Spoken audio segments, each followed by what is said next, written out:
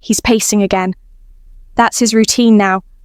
Not working, not planning, not training, just pacing. Because Harry has nothing else left. He doesn't jog for fitness, he doesn't walk to think, he just circles the house like a man without purpose. Because sitting still would mean facing reality. That his brother is on global television shaking hands with presidents, while Harry reheats a soggy Wendy's burger in Montecito. That's the contrast. That's the humiliation. One brother owns the stage. The other can't even own his kitchen. Marine One hovers over Windsor Castle. The cameras zoom. A president steps out. The crowd roars, and history records another page. And at that same moment, 5,000 miles away, Harry clutches a lukewarm mug of Meghan's flower coffee, like it's medicine for his irrelevance. He watches the live footage, eyes hollow, like a man attending his own funeral in real time. Because that's exactly what it is. The slow funeral of his relevance. And here's the truth. Harry never thought it would feel like this. He thought leaving was freedom. He thought walking away was power. But what he got was silence. And silence is worse than scandal. Silence is erasure. Every time William steps forward, another pixel of Harry disappears. Look at the screen. William is calm, uniform pressed, handshake firm.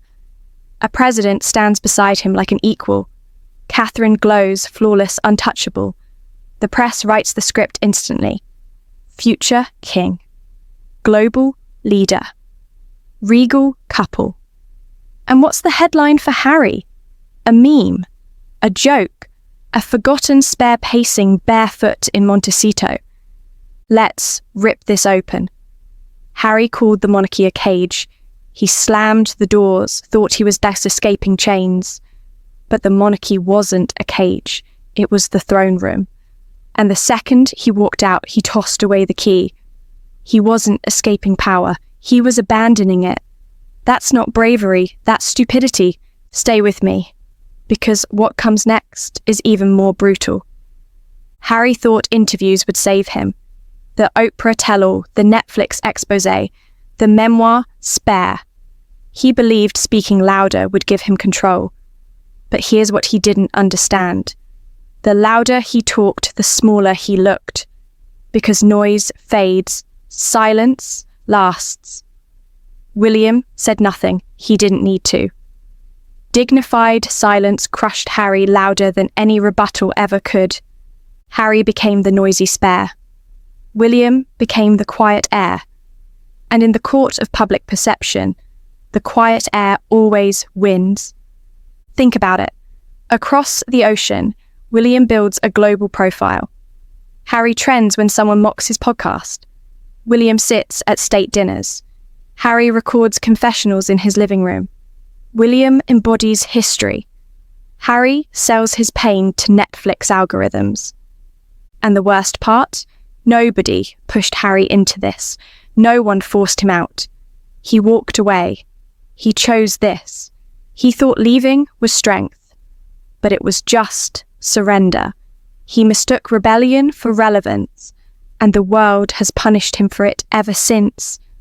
Look at the birthday Meghan posted. A throwback.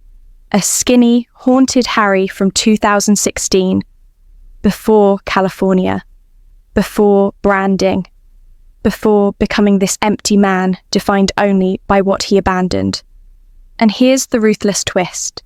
Maybe even she prefers that version. Maybe the broken prince was a better project than the washed-up husband with no brand left to sell. Let's be blunt. If Harry had stayed, he'd be standing next to William tonight.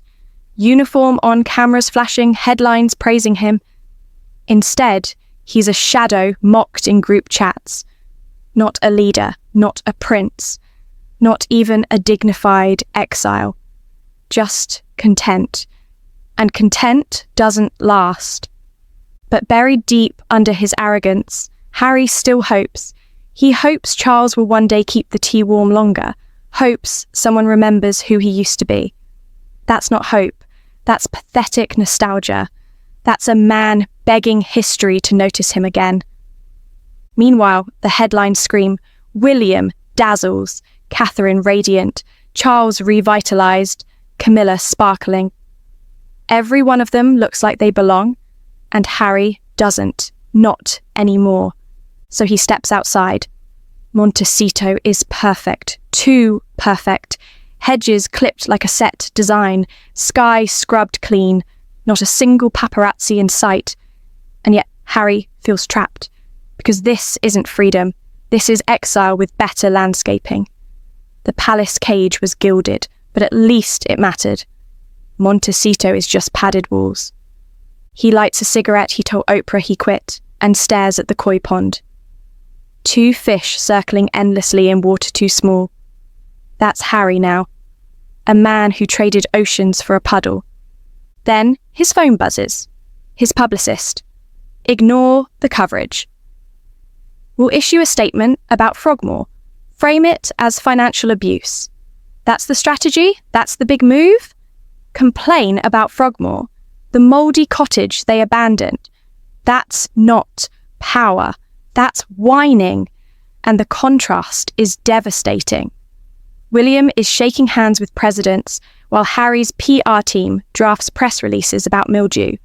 That's the difference between legacy and leftovers. And here's the brutal truth. Frogmore was never the issue. The issue was it wasn't William level. Meghan saw that. She looked at Frogmore and sneered, compared it to California mansions, Hollywood neighbours, tech moguls, men who bow to no one.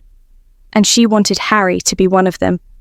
But he never could, because billionaires have power. Harry had borrowed prestige, and once he left the palace, the prestige evaporated.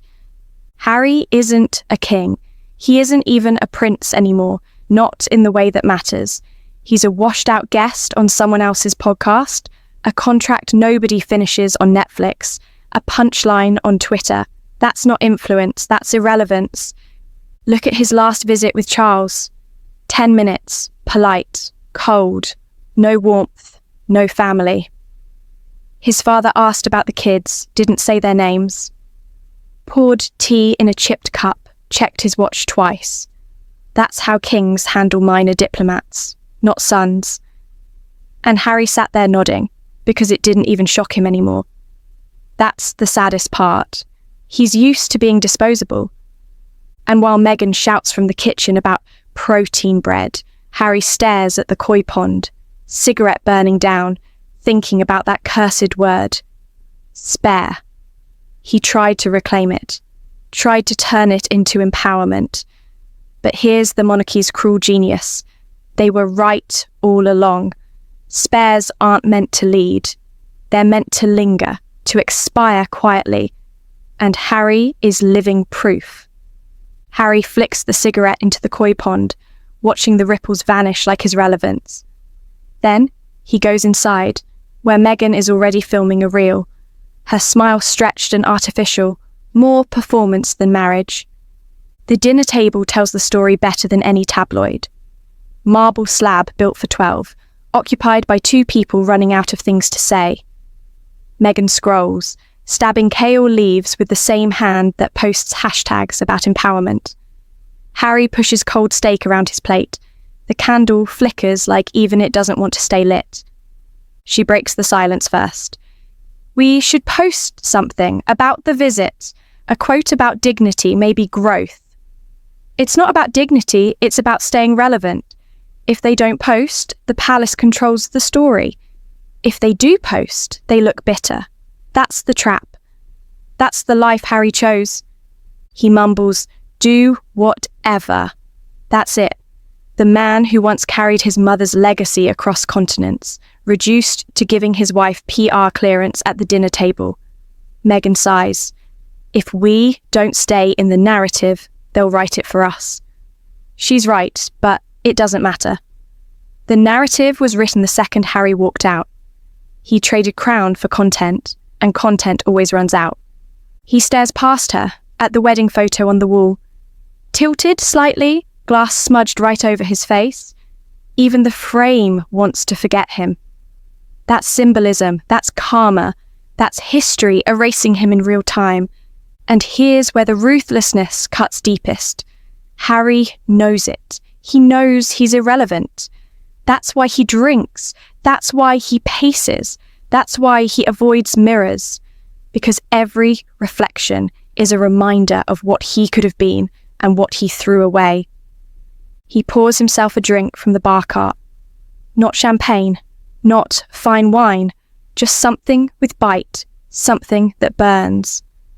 He takes a sip, winces, not from the taste, but from the weight. The weight of being a man reduced from prince to PR liability. Back outside, the moon shines over Montecito's perfect illusion. The pool reflects silver. Somewhere a dog barks. Somewhere else, the world moves on. And Harry realizes it. The world doesn't need him. The monarchy doesn't need him. History doesn't need him. He thinks about his children. What will they see when they grow up?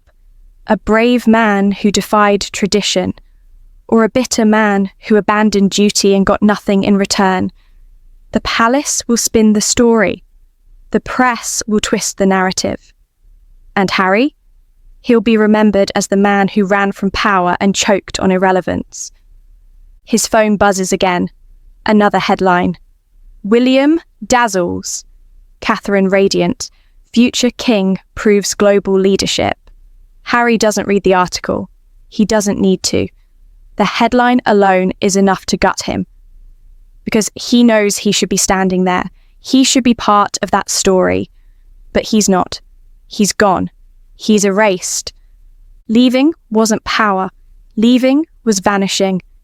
It was peeling off his own name tag at history's banquet and realizing nobody noticed. That's the cruelest cut. Not rejection, not hatred, indifference. He stares at the pool.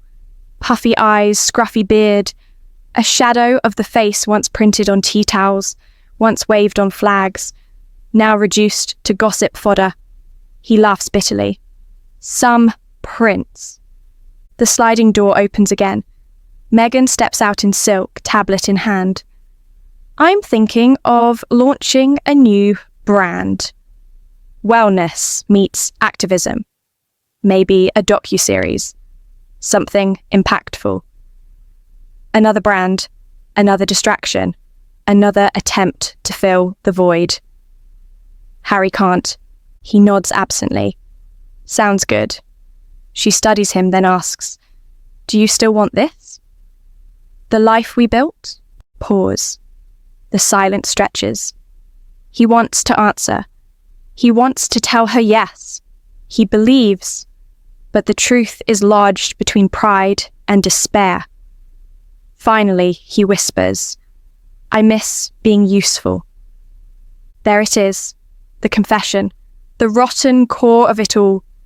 He doesn't miss freedom. He doesn't miss privacy. He misses usefulness. Because without the crown, without the uniform, without the duty, he's nothing. Just another celebrity husband circling the Hollywood drain. Meghan stares, then retreats inside. She'll build another brand. He'll pour another drink. That's the cycle now. Branding for her, drinking for him. Silence in between. He stays outside until the ice in his glass melts into water. Then he wanders to the edge of the property, beyond the manicured hedges where the lights don't reach. He looks up at the sky. Somewhere across the ocean, William is finishing a debrief with global leaders. Charles is revising speeches. Catherine is reading bedtime stories.